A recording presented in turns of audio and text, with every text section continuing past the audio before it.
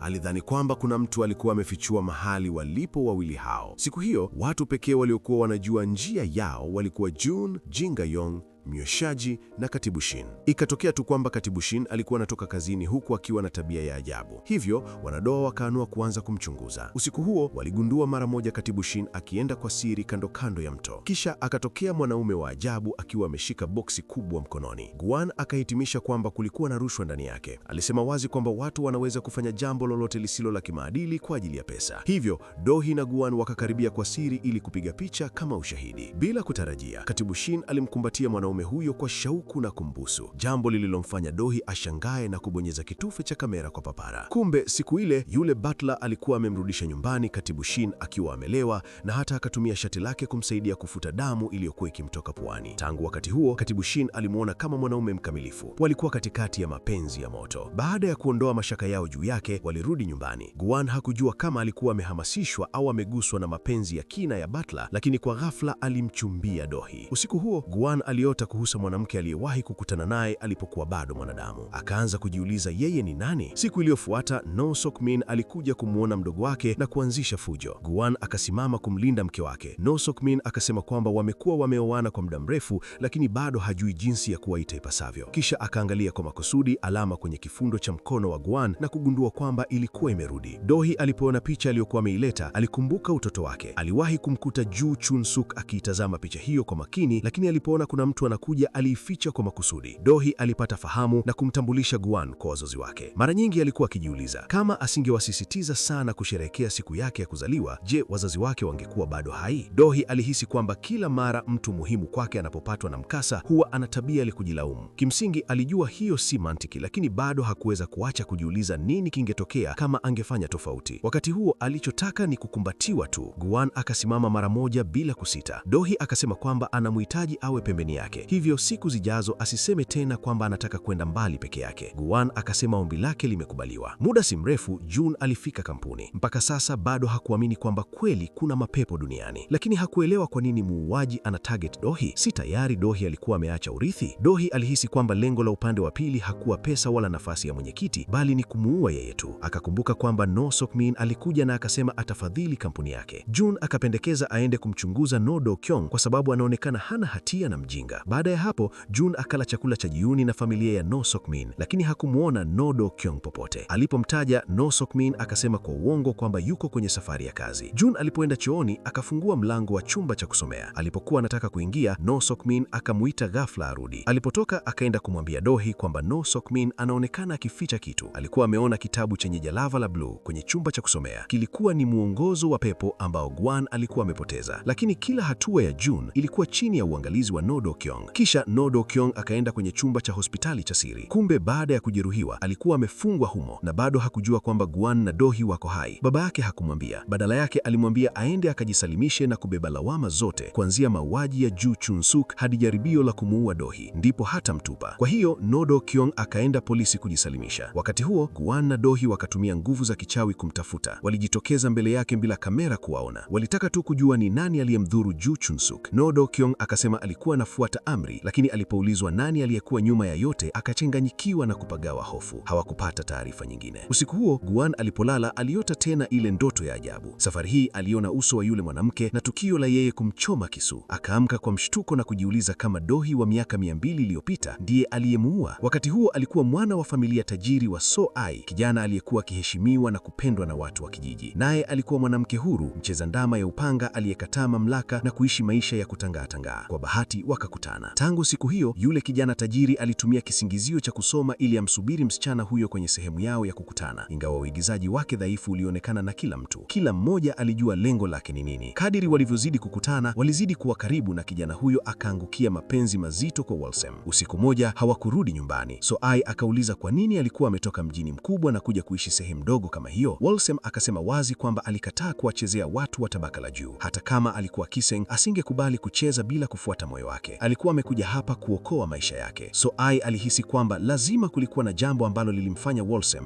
achague kufa kuliko kucheza. Wakati huo, Kimwilimwili alikuwa amepita akiruka. Hivyo Yisan alimkamata kwa uangalifu na kumweka mbele yao wawili. Hali ya hewa kati yao ikawa ya karibu zaidi. Akaeleza upendo wake kwake kwa kawaida kabisa. Hata hivyo, Walsem hakujua jinsi ya kuitikia aliposikia maneno hayo. Yisan akadhani kwamba upande wa pili hakuwa amemwamini. Ndipo mara moja akasema kwamba wangeweza kuoana. Walsem akasema kwamba hisia ya kibinadamu iliyo ya kipumbavu zaidi ni upendo. Zaidi ya hayo, kwa hadhi yake, jambo la juu zaidi aliloweza kufanya lilikuwa kuingia katika jumba kama Suria. Hivyo Yisan akapendekeza wakimbie pamoja, lakini Walsem akasema kwamba kama wangekimbia, wasingeweza kamwe kuikimbia dunia hii. Maadamu dunia hii haijabadilika, mwisho wao usingebadilika. Ndipo Walsem akafichua sababu iliyomfanya ashindwe kucheza ngoma. Siku hiyo aliona rafiki yake wa thamani zaidi akiondoka duniani. Sababu ilikuwa kwamba rafiki yake na mwana wa afisa walikuwa katika upendo, lakini uhalisia ulikuwa kinyume kabisa na ndoto zao. Kwa hiyo upendo hauwezi kuwaokoa watu, bali huwafanya watu kuwa dhaifu. Baada ya kusema hivyo, Walsem akageuka ili kuondoka, lakini Yisan akamuita arudi. Akathibitisha kwamba upendo unaweza kuwaokoa watu. Ikiwa hatimaye wangeanguka kuzimu, angekuwa tayari kuzama pamoja naye. Kwa kweli, Walsem alikuwa tayari ameshakuza hisia za dhati kwa bwana mdogo, lakini kwa sababu ya tofauti ya tabaka na hadhi, bado hakuthubutu kupiga hatua mbele. Si muda mrefu baadaye, Yisan alipata kitabu kuhusu maarifa ya Magharibi. Kilizungumzia wazo kwamba kila mtu huzaliwa akiwa sawa, bila tofauti kati ya juu na chini. Baada ya kukisoma, Walsem pia akahisi nafuu zaidi. Lakini kwa tahadhari, Yisan akaamua kufanya mtihani. Alitaka kupata mafanikio ili wawili hao waweze kuoana. Hata hivyo, aina hii ya upendo mara nyingi huishia katika msiba. Haraka sana, mtumishi akaripoti suala la bwana mdogo na Walsem kwa baba yake, ambaye pia alikuwa bwana wa mji huo mdogo. Si muda mrefu baadaye, Yisan akajiandaa kwenda katika mji mkubwa kufanya mtihani. Kabla ya kuondoka, alimpa Walsem pambo alilokuwa akivaa kama ishara. Walsem akaahidi kulibeba daima, huku akisubiri kurudi kwake. Hata hivyo, mara tu Yisan alipoondoka mjini, mfalme wa Joseon akatoa amri ya kupiga marufuku fasihi ya Magharibi. Yeyote aliyekuwa ameisoma angeadibiwa bila huruma. Yeyote aliyemficha mfuasi angechomewa nyunga yake. Bwana mzee akaogopa kwamba maafa yangempata mwanawe wa pekee, hivyo akaamua kumchagua mtu wa kuwa kafara. Mtu huyo alikuwa Walsem. Baada ya Walsem kuvumilia adhabu ya kikatili, afisa akamlazimisha afichue wafuasi wengine kwa sababu hakuamini kwamba katika mji huu mdogo kulikuwa na mtu mmoja tu. Aliua akamwonyesha ishara ya watu wawili hao na kuahidi kwamba mradi tu atafichua mwenyewe angeachiliwa, lakini Walsem akasisitiza kwamba ilikuwa yake. Muda ukapita na Yisan hatimaye akarudi akiwa amefaulu. Siku hiyo hiyo ndiyo ilikuwa siku ya kunyongwa kwa Walsem. Ingawa Yisan alikimbia uwanja wa kunyongwa bila kujali, bado alichelewa kwa hatua moja. Akamwona akiwa katika hali ya kutafa. Maneno kwamba upendo hauwezi kumwokoa mtu yakagonga masikioni mwake. Akili ikabadilishwa na chuki kwa muda wa papaishu. Mwishoni akawa pepo. Yisan akavuta mpanga wake na kuwaua wote waliokuwepo. Hata mtumishi aliyekuwa pembeni mwake siku zote hakuepuka kifo. Baada ya kuthibitisha kwamba hakukuwa na manusuru, yeye pia akachagua kuondoka duniani. Akasema kwamba kama mahali alipokuwa yeye palikuwa mbinguni, basi yeye hangeenda huko. Guan akaamka na kumtazama Dohi aliyekuwa amelala usingizi mzito. Ndipo akakumbuka kwamba imani zake zilimfanya apoteze maisha yake. Guan akakumbuka kumbukumbu zake za kibinadamu na mara moja akaenda kumwona Mungu. Hakuelewa kwa nini alimgeuza kuwa pepo. Mungu hakuficha chochote, akisema kwamba iwe mbinguni au kuzimu, vyote vinahitaji watu. Aliona kwamba Guan alikuwa na wasiwasi kwamba hatima ingerudi kujirudia. Aliogopa kwamba Dohi angeumia tena. Migungu ikasema kwamba ni jambo la kisikitisho kwamba hatima ingerudi kweli. Ilikuwa ni Guan aliyesababisha hayo, na hiyo ndiyo gharama ya kile alichofanya. Wakati huo, Kim Sara akamshauri mwanawe awe na subira kwamba baba yake bila shaka atamsaidia. Hata hivyo, No Do Jung alijua kwamba mama yake alimpuuzia wakati baba yake alipompiga. Hilo likamfanya awe na hasara. Isivyotarajiwa, Kim Sara akamlaumu mwanawe kwa kutomsikiliza baba yake. Alidhani kwamba hakuweza kujithibitisha, ndio maana aliadhibiwa. No Do-jung akaporomoka kabisa baada ya kusikia hivyo. Kwa hasara, akamkumbusha mama yake kwamba yeye ndiye angekuwa wa pili kupigwa. Si muda mrefu baadaye, alipotoka gerezani, Kim Sara akapokea simu. Baada ya kuisikia, mara moja akazimia. Wakati huo huo, Do-hee pia akapokea habari kwamba No Do-jung ameshaondoka gerezani. Mazishi ya No Do-jung yakafanyika haraka sana. No So-myon akalia, yakionekana mwenye kuvunjika moyo. Kim Sara akamtazama mume wake kwa macho yenye maana. Ilibainika kwamba kila mara mwanawe alipokuwa akipigwa, alikuwa akijikuna mikono kwa kiasi kubwa, hadi sasa ngozi yake imeshakufa kabisa. Baada ya mazishi, Do-hee akamkaribia No So-myon. Mara moja akaomba msamaha kwa mwanawe kumuua Ju Chon-suk, lakini mazungumzo yakageuka namna alivyotamani afikirie kuhusu kampuni na kuiweka siri. Do-hee akauliza kama anajali kampuni tu. No So-myon akaeleza kwamba kampuni hiyo ilijengwa pamoja na mama yake na baba yake. Walifanya kazi kwa bidii na kupitia magumu mengi kuijenga. Alifikiri kwamba ikiwa dunia ya nje ingejua kwamba mjukuu alikuwa na ugonjwa wa akili na alimuua bibi yake kwa faida yake mwenyewe, kampuni ingeathirika. No So-myon akasema kwamba ombi hilo halikuwa kwa ajili ya kampuni pekee, bali pia kwa ajili ya familia. Akasisitiza kwamba wao ni ndugu baada ya yote. Do-hee akajibu tu kwa kenaya kwamba familia mara nyingi huonekana kuwa kisingizio kizuri pale kunapokuwa na jambo lingine lililojificha. Baada ya kusema hivyo, Do-hee akaondoka pamoja na Gwan. Wawili hao wakafika mbele ya kaburi la Gu Chon-suk. Do-hee akadhani kwamba kila kitu kilikuwa kimekwisha, lakini mwishowe hakuna kilichokuwa kimebadilika. Akamuuliza Gwan kama kweli kila kitu kingekuwa bora kadiri muda unavyopita. Gwan akakumbuka maisha yake ya zamani akiwa binadamu na kusema wazi kwamba hapana, watu husahau kwa muda tu. Usiku huo wakaenda kutazama maonyesho ya taasisi ya Sunwol. Baada ya hapo, Jin Gong akajiandaa kwenda nje ya nchi na hangerudi tena. Hata hivyo, alipokuwa akiangalia ngoma yake, Gwan alionekana kuona kivuli cha Wolsam. Kumbukumbu ile iliyosahaulika iliendelea kurudi, kana kwamba inamkumbusha kwamba hakutakuwa na mwisho mzuri. Akiwaza hivyo, macho ya Gwan yakajaa machozi. Do-hee akagundua mara moja na kuwa na wasiwasi juu yake. Gwan akamweleza kwamba alipokuwa bado binadamu aliua watu wengi. Miongoni mwao kulikuwa na watu waliompenda na watu aliowapenda. Do-hee akauliza kama kulikuwa na sababu. Gwan akasema kwamba alimfanya mwanamke aliyempenda zaidi kuwa kafara. Alijilaumu na kuhisi kwamba kama asingempenda huenda asingekufa. Hivyo sasa aliogopa sana kwamba hatma ingerudia tena. Do-hee akamfariji kwamba kama hatma ilikuwa imekusudiwa kujirudia, basi wakabiliane nayo pamoja. Sasa Do-hee alikuwa kama yeye wa zamani. Macho yake yalikuwa yamejaa azimio. Gwan akaamua kuunda mwisho mkamilifu safari hii. Siku ambayo wazazi wa Do-hee walipata ajali ya gari, ilikuwa ndiyo siku ambayo Gwan alisitisha mkataba. Mara tu alipokamilisha jukumu hilo, alimuona Gunsep pembeni yake. Pepo huyo akatabasamu mara moja. Gwan akamweleza Do-hee kwa kina kuhusu maisha yake alipokuwa binadamu. Baada ya kusikiliza, Do-hee alimkumbatia tu. Alisikitikia maisha yake ya zamani yenye huruma, na pia alihisi kwamba mwisho haukuwa mkamilifu vya kutosha, na hilo ndilo hasa Gwan alilokuwa anaenda kufanya baadaye. Kwanza alitumia nguvu zake za kichawi kuzima taa zote, kisha akaonyesha kimulimuli kilichokuwa katika kiganja cha mkono. Alipaswa kuandika upya mwisho wa wawili hao katika maisha haya ili uwe mkamilifu. Alipokuwa akienda kazini siku iliyofuata, Do-hee ghafla akakumbuka kwamba leo ilikuwa Christmas. Gwan akadhani kwamba kwa kuwa ni sikukuu anapaswa kusikiliza nyimbo zinazohusika. Wakati huo Do-hee akagundua ajali ya gari karibu. Mawazo yake yakarudi ghafla, siku ambayo wazazi wake walikufa. Mara moja akahuzunika. Gwan akaona wazi kabisa mabadiliko ya uso wake. Kisha akaenda kumuona Ju-kun. Baada ya yote, ni mtu huyu pekee aliyemwelewa Do-hee. Gwan alitaka mke wake awe na furaha, lakini Do-hee siku zote alihisi hatia katika nyakati za furaha. Kulingana na ufahamu wa Ju-kun, Do-hee wahi kusema kwamba kabla ya wazazi wake kufariki, miaka yote familia nzima waliishi pamoja ilikuwa ya furaha zaidi, lakini mkasa ukatokea ghafla. Do-hee alikuwa na furaha, hivyo Ju-kun akakisia kwamba labda Do-hee alikuwa anaogopa, ndiyo maana akawa hivyo. Baada ya tukio hilo, Do-hee akaendelea kuhama na kuishi kwa ndugu. Ndugu walijali tu urithi na fidia. Fedha zilipokwisha, Do-hee mdogo akawa mzigo kwao. Kisha Ju Chon-suk akamchukua Do-hee. Ilikuwa pia kutokana na ushawishi wake ndipo Do-hee akawa mhuru zaidi kujieleza. Lakini sasa Ju Chon-suk naye amefariki. Wakati mmoja uliopita, Do-hee alisahau kwa muda maumivu yake ili kumtafuta muuaji. Baada ya No Do-jong kuadhibiwa, huenda alikumbuka tena mawazo ya Peter. Usiku huo Do-hee alilala katika chumba cha kusomea. Gwan akaona kwamba alikuwa anaota ndoto. Ndani ya ndoto, Do-hee aliwaita wazazi wake na Ju Chon-suk bila msaada, lakini hakupata jibu lolote. Gwan akaingia katika ndoto ya Do-hee na kumpa mkumbatio wa jato. Wakati huo Do-hee alikuwa analia na kujilaumu. Alijilaumu kwa kifo cha wazazi wake. Gwan akamfariji kwamba hakufanya makosa lolote. zote. Dohi akauliza kwa nini kila mtu alimwacha. Kisha Gwan akampeleka Dohi nyumbani. Wazazi wake na Ju Chan-suk walikuwa wanapamba mti wa Christmas. Alikuwa amewaza tukio hili mara nyingi, hivyo hakujali kama ilikuwa ndoto au la, akaishi furaha pamoja na familia yake. Upande mwingine, Kim Sara alikuwa akiteseka na No Sok Men hadi kufikia hatua ya kuchanganyikiwa. Alitaka kutoroka katika nyumba hiyo, hivyo akafungua sanduku siri. Ndani yake akagundua kitabu cha mwongozo wa pepo, lakini kabla hajaona vizuri, No Sok Men akatokea nyuma yake. Ndipo akagundua kwamba mke wake hakuwa mjinga, bali alikuwa anajifanya tu kana kwamba hausiki. Usiku huo kila mtu alialikwa kwenye sherehe ya No Sok Men. Lengo halisi la No Sok Men kulikuwa ni kununua hisa walizokuwa wanashika. Dohi alikuwa wa kwanza kukataa. Yeye na Gwan wakasimama na kuondoka. Ju-kun akafuata. Alihumidi kwamba kaka yake hangepata uamuzi mbaya. Hata No Sujin ambaye kwa kawaida alionekana mtiifu alikataa. Hata hivyo, No Sok Men akamwonya kwamba nia njema ya kaka yake ilikuwa ni tosha kwa leo. Yaliyobaki angeyashughulikia yeye mwenyewe. Asubuhi iliyofuata, ofisi ya mwendesha mashtaka iliperua kampuni ya Ju-kun kwa kisingizio la malipo haramu ya fidia. Mara moja akaenda kwa No Sok Men kumuuliza anataka kufanya nini. Ilibainika kwamba No Sok Men aliwafukuza baadhi ya wafanyakazi hapo awali na kuwabadilisha kuwa wa mikataba ya muda. Kwa mitazamo wa Ju-kun, hilo lilikuwa sawa na kupuuza maisha ya watu, lakini No Sok Men hakufikiria hivyo. Aliamini kwamba kuwa mfanyabiashara ni kuzungumza biashara. Mara moja akaita bodi ya wakurugenzi na kuamua kumwondoa Ju-kun katika nyadhifa zake zote. Alitaka kuonyesha nani mwenye nguvu. Baada ya kujua hilo, Dohi akavamia ofisi ya No Sok Men, akamkosolea kwa kufanya maamuzi ya kiimlati na kutumia vibaya mamlaka yake. Alikuwa anaenda kinyume na filsafa ya biashara ya Ju Chan-suk, lakini No Sok Men akasema kwamba enzi ya mama yake ilikuwa imekwisha. Dohi aliposikia hivyo, akakumbuka kwamba yeye na Gwan walikuwa wamepata simu iliyowasiliana na muuaji. Jina lililo ndani lilikuwa la mwandishi wa kitabu. Mtu huyo alitaka kupata kila kitu alichokitaka na hakusita kuharibu kila kitu. Kwa maana nyingine, aliyemdhuru Ju Chan-suk ni No Sok Men, lakini No Sok Men akamlaumu Dohi. Alisema kwamba kama si yeye, kila mtu hawangekuwa katika hali hii. Dohi akauliza hivi kwaje aliweza kumuua mama yake mzazi? Bila kutarajia, Nin alisema kwamba yule mwanamke mzee alikuwa pepo na kwamba yeye amekuwa hivyo kwa sababu yake. No Min akamwambia Dohi kwamba wazazi wake kwa kweli waliuawa na Ju Chan-suk. Wakati huo huo, Gwan akaenda kwa Kim Sara kumuuliza kama alikuwa ameona kitabu cha kijani. Kim Sara akadanganya na kusema kwamba hakukiona. Gwan akasema kwamba kama angekipata kile alichokuwa na kihitaji, amwasiliane naye. Nani ajuaye, huenda hicho kingekuwa kitu kitakachomwokoa kutoka mahali pale. Baada ya kusema hivyo, Gwan akaondoka katika chumba cha hospitali. Upande mwingine, No Min akatoa kinasa sauti. Ilibainika kwamba yeye pia alikuwepo eneo la tukio siku ile. Wazazi wa Dohi na Ju Chan-suk walikuwa na mabishano. Zaidi ya hayo, yeye alirekodi mazungumzo yao kwa siri. Wakati huo, Ju Chan-suk kwa hasira alifukuza gari la wazazi wa Dohi. Mwishowe wakapata ajali. Baada ya hapo, kampuni ikakuwa haraka sana na kuwa namba 1 nchini Korea. Pia akasema kwamba wazazi wa Dohi walikuwa kafara ili kampuni ikue kwa namna hiyo. Dohi hakuamini maneno ya No Min. Hata hivyo, No Min alizidi kuchanganyikiwa kadiri alivyoongea. Akakimbilia mbele na kumshika shingoni. Wakati huo, Kim Sara akamfikia Gwan. Akakiri kwamba Ju Chan-suk na No Yang wote waliuawa na No Su-men na kwamba yule aliyejaribu kumuua Dohi alikuwa yeye. Wakati No Su-min alipokuwa karibu kumuua Dohi, mara moja akatupwa mbali, kisha akashikwa shingoni kwa mkono mmoja na Gwan na kuinuliwa juu. Walinzi waliokuwa nje walisikia kelele isiyo ya kawaida na kukimbilia ndani ya ofisi, lakini wakati huo wote watatu walikuwa wametoweka. Gwan akatumia nguvu zake za kichawi kumpeleka No-kin na Dohi mahali pa urefu wa mita 100. Hata hivyo, No-kin alijua kwamba kama pepo angeua mtu angegeuka kuwa majivu, hivyo hakuwa na hofu hata kidogo. Kwa kweli, Gwan alikuwa anachelewesha muda kwa makusudi, kwa sababu wakati huo Kim Sara tayari alikuwa amefika kituo cha polisi kufichua uhalifu wote wa mume wake. Baada ya kusikia hivyo, No Min akaanza kuogopa, akaomba kusaini mkataba na pepo. Haijalishi ni nini, angeweza kuacha kila kitu ili mradi tu aliyoyafanya yasingewekwa hadharani. Pia akaahidi kwamba hatathubutu tena kumkaribia Dohi siku zijazo. Bila shaka, Gwan hakukubali. Hata katika hatua hiyo bado alithubutu kumzungumzia mke wa Gwan. Alipoona kuomba hakusaidii, No Su-men ghafla akaondoa mkono wa Gwan na akaanguka moja kwa moja chini. Ilionekana kwamba chuki yote ilikuwa imeishia hapo. Baadaye, vyombo vya habari vikafichua ukweli kwamba No Su-men alimuua mama yake mzazi. Pia wakasisitiza kwamba mwili wake haukupatikana. Hata uwezo wa Gwan wa kujisafirisha haukuweza kumpata mtu huyo. Ilionekana kwamba ingeweza kuthibitishwa kwamba No Su-men alikuwa amekufa. Hata hivyo, Dohi aliendelea kukumbuka maneno yake. Hakuweza kusahau kwamba Ju Chan-suk aliwadhuru wazazi wake. Siku iliyofuata, Kim Sara akamrudishia Gwan mwongozo wa pepo. Gwan hakuweza kuficha mashaka yake. Akamuuliza kama alijua kuhusu No Su-men kusema kwamba Ju Chan-suk aliwaua wazazi wa Dohi. Kim Sara akasema kwamba hata kama hakujua, kama No Su-men alisema hivyo, basi lazima iwe ni kweli. Wakati huo huo, Dohi alipokuwa akitumia kompyuta, kichwa cha habari kilikuwa kesi ya kifo cha No Suk Men. Sehemu hiyo ilionekana ya kipuuzi, lakini hakuweza kujizuia kuifikiria. Hivyo Dohi akatafuta machapo yanayohusiana na matukio makubwa ya kampuni. Katika hayo kulikuwa na moja ambapo Ju Chan-suk alipiga magoti kuomba msamaha. Pia kulikuwa na fimbo pembeni yake. Mara moja akampigia simu Katibu Shin kumuuliza kuhusu hali hiyo. Kadiri Katibu Shin alivyojua, Ju Chan-suk alianza kutumia fimbo siku ya mazishi ya wazazi wa Dohi. Kuhusu sababu halisi hakuna aliyejua. Mchana, Gwan na Dohi wakaenda katika ofisi ya Ju Chan-suk. Wakajaribu kutafuta vidoko vyovyote vya manufaa. Gwan akasema kwamba laiti angeweza kusikia maneno ya wafu. Wakati huo Dohi akaliona kwa mbali kitabu cha maombi ya Ju Chan-suk. Kulikuwa na njia ya kusikia kile ambacho Ju Chan-suk alikuwa anataka kusema. Wawili hao wakafika haraka kanisani na padri alikuwa bado anamngojea Dohi. Ilibainika kwamba Ju Chan-suk alimuomba padri jambo kama asingekuwa na ujasiri wa kukiri ukweli kabla ya kufa, na kama Dohi angependa kujua ukweli, basi padri amwambie. Wazazi wa Dohi waligundua kwamba Ju Chan-suk aligundisha takwimu zilizokuwa zimesababisha kifo cha mfanyakazi. Hata hivyo, Ju Chan-suk alilazimika kufanya hivyo ili kuvutia uwekezaji mkubwa. Ndiyo maana pande mbili zilikuwa na mabishano. Wakati huo huo, wazazi wa Dohi walionekana kuwa na haraka kwa jambo lingine. Baada ya kusema maneno machache ya moja kwa moja, wakaondoka. Ju Chan-suk hakuweza kudhibiti hasira yake, hivyo akawafuata. Magari mawili yakakimbia kwa kasi barabarani. Saa 12 na dakika 57, mama wa Dohi akamkumbusha kwamba muda wao unauisha. Baba wa Dohi akakanyaga mafuta kwa nguvu, akiahidi kwamba lazima angemuona binti yake kabla ya kuondoka. Ghafla tairi ya mbele kulia likapasuka na kusababisha gari kupoteza mwelekeo. Kisha gari likagonga kwa nguvu kizuizi kilichokuwa kando ya baba wa Dohi. Alipokuja kuzindua, aligundua kwamba mama wa Dohi alikuwa amekufa na Pepo alikuwa amesimama mbele yake. Baba wa Dohi akamsihi Pepo amuokoe mke wake. Pepo Gwan akasema kwamba hakuweza tena kutimiza maombi kwa sababu alikuwa amesaini mkataba miaka 10 iliyopita. Baada ya saa 12 mkataba uliisha. Hiyo inamaanisha kwamba baba wa Dohi alikuwa amebadilishana kitu na Pepo hapo awali, hivyo akakimbia nyumbani bila kujali ili amuone binti yake. Gwan alipomaliza kazi yake akamkuta Ju Chan-suk. Aliona tamaa kubwa katika macho yake na akamuuliza kama alihitaji msaada wake kutimiza ndoto yake. Baada ya Dohi kujua ukweli kuhusu kifo cha wazazi wake kutoka kwa padre, alimwepuka Gwan kwa makusudi. Akajifungia ndani ya bafu na kujaribu kujizuia asilie kwa sauti. Wakati huo Gwan akadhani kwamba mke wake alikuwa na huzuni sana. Hakufikiria sana na akaegemeza mlangoni. Kisha Dohi hatimaye akatoka. Kwa bahati mbaya, alikutana na Gwan ambaye alikuwa karibu kusaini mkataba. Na lengo la mkataba huo safari hii lilikuwa padre aliyekutana naye mchana. Sio tu kwamba padre hakuogopa, bali pia alimshauri Gwan akae mbali na Dohi kwa sababu kumwona tu kungemfanya akumbuke Pepo ambaye Ju Chan-suk alikuwa amemtaja. Hapo ndipo Gwan alipokumbuka hali ya siku ile. Mungu ghafla akatokea nyuma ya Gwan. Akasema kwamba ni jambo la kawaida kutomtambua mtu uliyewahi kukutana naye miaka mingi iliyopita. Mikosi hairudiwi katika siku zijazo, bali huanza kutoka zamani. Baada ya Gwan kurudi nyumbani, aligundua kwamba Dohi hayupo. Wakati huo, Dohi alikuwa amefika mbele ya kaburi la Gu Chong-suk. Akauliza kama mama yake wa kumlea angemwambia ukweli wote kwa uaminifu. Je, asingempenda Gwan? Maneno hayo yakasikika na Gwan. Hakusema kwa heri, akageuka na kuondoka kutoka kaburini. Kwa kweli, Dohi hakuwa amemaliza kuongea. Alitaka kujua baba yake alibadilisha nini. Huenda Gwan ndiye aliyemuokoa. Dohi akaenda kumuona msimamizi wa nyumba ili azungumze naye kuhusu Gwan. Kwa bahati mbaya, kulikuwa na tatizo katika onyesho. Hivyo msimamizi akamruhusu Dohi aende kwanza ofisini. Baada ya kumaliza kazi yake, angeenda mara moja huko. Dohi akaenda moja kwa moja kwenye chumba kilichojaa saa. Akakumbuka nyakati za furaha za usiku ule. Ghafla, mwanamke mmoja akavamia ofisini. Kwa sauti kubwa akadai kumuona Pepo. Gwan akaonekana mara moja mbele yake. Lengo la mwanamke huyo kuja lilikuwa kuvunja mkataba. Hakutaka tena pesa wala mafanikio. Baada ya kusaini mkataba, alijuta kila siku. Akamsihi Gwan amsamehe. Hata akaahidi kuchukua nyumba matamanio yake yote, akitumaini tu kwamba Gwan angeyaacha maisha yake. Lakini macho ya Gwan mara moja yakawa mekundu. Akamtazama mwanamke huyo. Mwanamke polepole akaanza kupata shida ya kupumua. Kwa maumivu, akapiga magoti chini. Gwan akamtazama kwa baridi hadi alipokosa kabisa nguvu za kusogea. Si muda mrefu baadaye, mwanamke akafa kwa kukosa hewa. Dohi aliposhuhudia hilo, aliogopa sana. Saa ya ukutani katika chumba cha siri ghafla ikatoweka. Hapo ndipo alipoelewa kwamba kila saa iliwakilisha mtu aliyesaini mkataba, jambo lilomaanisha kwamba saa ya baba yake pia ilikuwa imening'inia hapo. Upande mwingine, msimamizi alimaliza kazi yake. Akiwa njiani kwenda ofisini, alikutana na Gwan. Kwa mshangao, akamuuliza kama alikuwa amemwona Dohi. Gwan ndipo akagundua kwamba Dohi pia alikuwa hapo muda mfupi uliopita, hivyo akakimbia mara moja kumfuata. Dohi alipomwona, bila kujitambua, akachukua hatua moja kurudi nyuma. Gwan akagundua kwamba mke wake anamuogopa, hivyo hakusonga mbele. Usiku huo, Gwan akachukua hatua ya kumtafuta Dohi na kumwomba akamwomba watoke matembezi. Ingawa Dohi alikuwa na hofu, bado alikubali. Baada ya kutembea kwa muda, Gwan akamwambia ajiokoe mwenyewe kutoka kuzimu, kisha akaachilia mkono wake na kutoweka pale pale. Gwan wake akatoweka hivyo hivyo. Ilisemekana kwamba wakati maua ya cheri yanakaribia kuchanua, baridi tayari imeingia chini ya ardhi. Huenda wakati Dohi na Gwan walipokuwa wakitumia nyakati za furaha pamoja, walikuwa tayari wamepangiwa kuanza kutengana. Baada ya Gwan kutoweka, Dohi alibaki nyumbani tu. Wiki moja baadaye, hatimaye akapata ujasiri wa kutoka nje. Sehemu moja kwa sababu alihitaji kushirikiana na uchunguzi wa polisi, na sehemu nyingine kwa sababu alihitaji kupanga mambo ya kampuni. Mwili wa No Suk Men ulikuwa bado haujapatikana. Wenzake walikisia huenda aliliwa na samaki. Kwa kweli, kabla Gwan hajaondoka, alimkabidhi msimamizi nafasi ya mkurugenzi wa mfuko wa Sunwall. Kuhusu angeondoka kwa muda gani, alisema ingekuwa mpaka Dohi apate mwisho wa furaha bila yake. Akaweka kwa urahisi ishara ya upendo ndani ya sanduku la siri, lakini msimamizi alikuwa hodari sana kutafuta vitu. Akasita kama amwambie Dohi kuhusu yaliyotokea miaka 200 iliyopita. Mwishowe akaacha kwa sababu Gwan alichukia watu wanaoongea sana. Dohi akarudi katika kazi yake ya kawaida. Katibu Shin alikuwa amepitia ndoa iliyovunjika. Alifikiri kwamba Dohi anatumia kazi yake kujidanganya. Mchana huo, Jun akamletea Dohi chakula cha mchana. Pia akauliza kama Gwan kweli ameondoka. Dohi akahisi ni kwa sababu tu kwamba mkataba uliinda. Baada ya yote, walikuwa wameweka wazi tangu mwanzo kwamba mara muuaji atakapokamatwa na alama itakaporudi kwenye mkono wa Gwan, uhusiano utainda. Zaidi ya hayo, wawili pia walikuwa wamezungumza kuhusu Ju Chan-suk. Dohi hakujua kama Ju Chan-suk kweli alimchukua kwa sababu ya hatia. Ju Chan-suk alimwambia Jun kwamba mara ya mwisho Dohi alipokuwa katika shida, alimwambia hili. Kadiri alivyompenda Dohi zaidi, ndivyo alivyozidi kuteseka. Hapo ndipo Dohi alipoelewa moyo wa Ju Chan-suk juu yake. Usiku huo katika makazi ya wasio na makazi, No Suk Men alikuwa ameketi karibu na moto akijipasha hoto. Alikuwa anafikiria jinsi ya kulipiza kisasi kwa Dohi. Wakati huo huo, Dohi alikuwa amerudi nyumbani baada ya siku yenye shughuli nyingi. Akalitazama chumba kilichochaa na akalala moja kwa moja kwenye sofa. Akaendelea kujifariji kwamba ni sawa, ilikuwa ni kurudi tu kwenye mwanzo. Baada ya yote, yeye alikuwa ni binadamu tu. Dohi alipofungua macho na kuamka, akajikuta amelala kitandani. Baada ya hayo, kulikuwa na joto pembeni yake. Akakimbia nje ya chumba akiita jina la Gwan, lakini hakupata jibu. Hata hivyo, Dohi alikuwa na kundi la wenzake wenye furaha na kelele. Maisha yake bila Gwan hayakuwa ya upwenye masi. Dohi alichukua fursa hiyo kunywa pombe nyingi ili kupunguza hali yake ya moyo. Alipofika nyumbani, alijikwaa kwa bahati mbaya. Mkono wake uligongwa kwa nguvu kiasi cha kuanza kutokwa na damu. Mara tu alipoingia ndani ya nyumba, kwa mazoea alijilaza kwenye sofa. Wakati huo huo, mtu aliingia polepole na kuketi kando yake. Mtu huyo hakuwa mwingine bali ni Gwan. Gwan alimbeba Dohi kwa uangalifu na kumlaza kitandani, kisha naye akalala pembeni yake. Alimpangilia nywele zake zilizokuwa zimevurugika na kumshika mkono. Asubuhi iliyofuata, Dohi alipoamka aligundua kwamba jeraha kwenye goti lake lilikuwa limetoweka. Kwa hiyo alimwambia Katibu Shin kwamba alihisi kana kwamba Gwan alikuwa daima kando yake. Hata hivyo, Katibu Shin alidhani hiyo ilikuwa ni athari ya baada ya kuachana. Usiku huo, Katibu Shin alikuwa akijiandaa kuondoka kazini, lakini alipomwona Dohi akifanya kazi muda wa ziada bila kukoma, hakuweza kujizuia kumkumbusha. Alimwambia kwamba alipokuwa amepewa talaka, yeye pia alijua kazi tu. Alijilazimisha kupona haraka, akidhani kwamba kujifanya mwenye nguvu kungeboresha hali yake ya moyo, lakini aligundua kwamba kukimbia hakuwezi kuponya. Alipaswa kupitia maumivu kikamilifu. Hata kama angelia au kufanya fujo, alihitaji kuwa mwaminifu kwa hisia zake halisi. Hapo ndipo muda ungeweza kumponya. Baada ya Katibu Shin kuondoka ofisini, macho ya Dohi yalijaa wekundu. Kisha aliingia katika ofisi ya Gwan na akakuta mwongozo wa maagizo ya pepo. Ndani ya kitabu hicho alipata picha yao wawili ikiwa imebandikwa. Kwa muda mfupi, kumbukumbu zile nzuri zilipita akilini mwake. Kumbukumbu hizo zilimvunja moyo Dohi kiasi cha kushindwa kupumua. Wakati huo huo, mkuu aliingia ghafla ofisini. Msimamizi aliona Dohi amefunika uso wake na analia. Akashangaa kwa nini alikuja hapo usiku wa manane. Dohi hakuficha. Alikiri kwamba alimkosa sana Gwan, lakini hakujua alikokwenda. Kwa kweli hakujua chochote kumhusu. Msimamizi hakuwa na moyo wa kumpa kumbukumbu ile, lakini alimwambia kwamba kila alipomkumbuka Gwan sana, hilo lingekuwa na athari. Aliporudi nyumbani, Dohi alivaa mara moja mkufu ule. Usiku huo alionekana kana kwamba amerudi miaka 200 iliyopita. Katika ndoto alijiona akipitia kila aina ya udhalilishaji. Alipanga kucheza dansi ya mwisho kabisa kabla ya kuiacha ulimwengu huu usio na haki. Nani angefikiria kwamba angemkuta kwa bahati yule bwana mdogo wakati huo? Hata hivyo, tukio zuri halikudumu. Mara moja alichukuliwa kwenda kunyongwa. Ingawa Ingawa hakuwa na majuto, alitamani tu kumuona bwana mdogo mara ya mwisho. Alitaka kumwambia kwa kinywa chake kwamba amsahau ili hasiendelee kuumia na kumbukumbu zao zisigeuke kuwa maumivu. Duhi aliota hivyo na akaamka ghafla. Ndipo alipoelewa kwamba yeye ndiye aliyependezwa sana na Gwan miaka 200 iliyopita. Alidhani kwamba Gwan huenda alikuwa pale, so akaanza kujiandaa kuendesha gari kuelekea hapo. Lakini alipoketi kwenye kiti cha dereva, aligundua bunduki ya uwindaji wa Noh Sukman kwenye kiti cha mbele cha abiria. Noh Sukman alikuja kasi kutoka Huma na kamlewesha kwa kitambaa. Duhi alipoamka tena, mikono na miguu yake ilikuwa imefungwa. Noh Sukman alisema maneno peke yake alipomuona ameamka. Ili kukimbia nguvu za pepo, alikuwa ameharibu upande mmoja wa uso wake kwa mikono yake mwenyewe. Sasa kitu kimoja alichotaka ni kuwaangamiza Duhi na Gwan. Baada ya kusema hivyo, alimvuta nywele Duhi na kumlazimisha kumuita pepo. Duhi alisema Gwan hatokuja kwa sababu alikuwa amemwacha, lakini Noh Sukman hakuamini. Alimchoma kisu kwenye paja la Duhi na kupiga kelele akimtaka Gwan ajitokeze. Alipiga kelele kwa muda, lakini hakuna kilichotokea.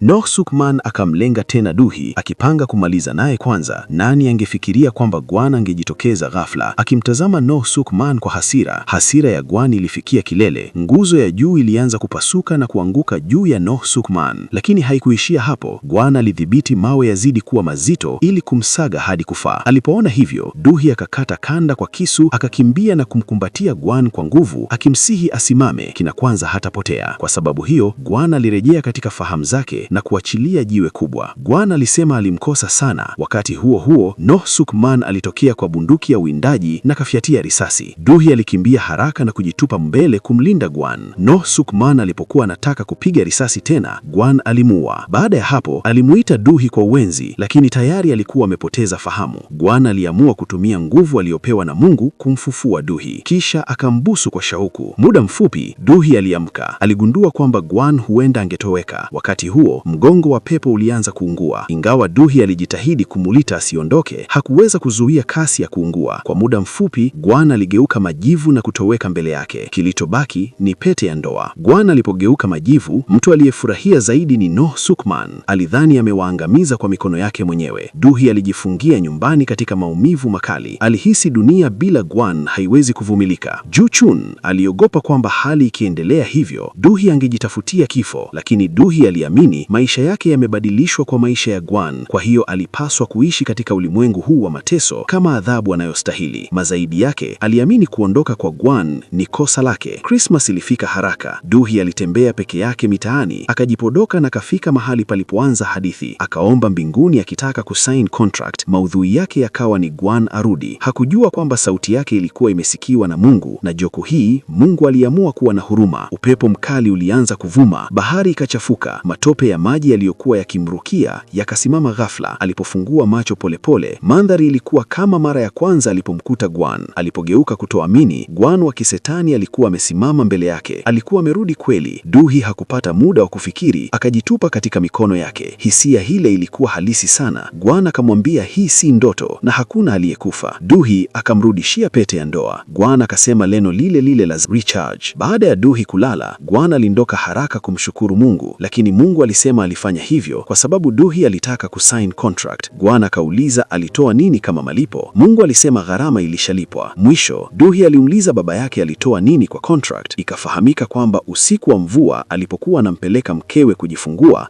ajali ilitokea. Katika kutaka tamaa, alimuita pepo Gwan, akaomba aokoe mke na mtoto wasiyezaliwa na atakubali masharti yoyote. Ndipo akasign contract ili kuokoa mke na binti bado hajazaliwa. Baada ya kila kitu kurudi kawaida, Duhi alimtembelea Noh Sukman na kumwambia kwamba yeye na Gwan wako salama na kitu alichokiharibu ni yeye mwenyewe. Noh Sukman alichanganyikiwa kabisa. Muda usonge miezi 4 iliyobaki, Gwan alianzisha huduma ya kibinadamu ya kufuta contract za watu wanaostahili huruma. Noh Sukman alihukumiwa kifungo cha maisha kwa mahakama ya juu. Iligundulika pia kwamba Ju Chun Suk alikuwa na saratani ya kongosi ya hatua ya mwisho, ndiyo maana alimhimiza Duhi kuolewa haraka. Hadithi hii inaishia hapa. Asante kwa na umakini wenu. Kwaherini, tutaonana tena.